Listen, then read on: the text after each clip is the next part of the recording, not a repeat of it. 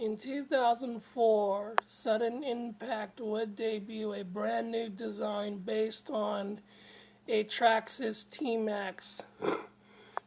In the following year, SESOC would sell the entire operation to Brandon Lagarde before becoming the driver of the Traxxas T-Max. Following the purchase, Lagarde would debut a new Sudden Impact featuring an updated design and running on the former Wild Child chassis, as well as the former Nitro Fish chassis. The following year, the previous chassis would be converted into Kicker. Lyle Hancock would briefly return to drive in Israel in 2007. Driving Sudden Impact also in 2007, Fletcher Lewis drove the truck for certain events. In 2008, Sudden Impact would campaign a matte black paint scheme for the start of the season. Former Blue Thunder driver Lyle Hancock would also drive the truck in Israel the year prior. An all-new design would be unveiled later that year. Kevin King would drive the truck for a brief period, which was also when the truck began running blue tires for select shows. John Zimmer would also drive the truck that year.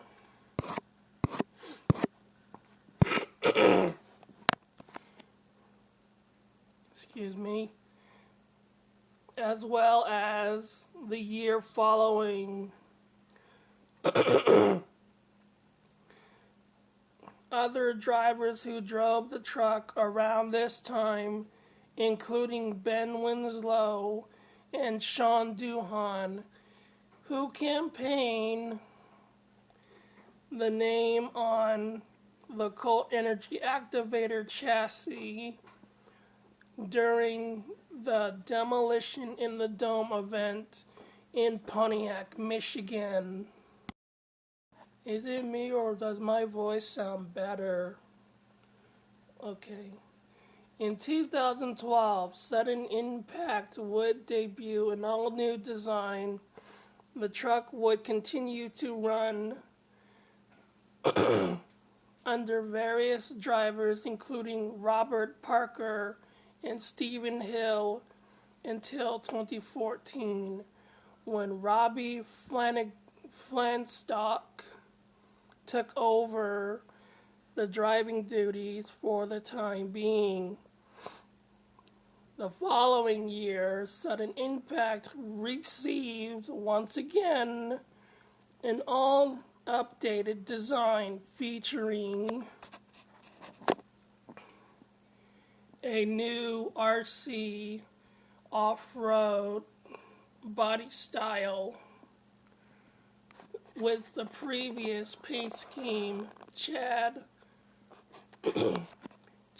Poston drive the truck in mid-2015.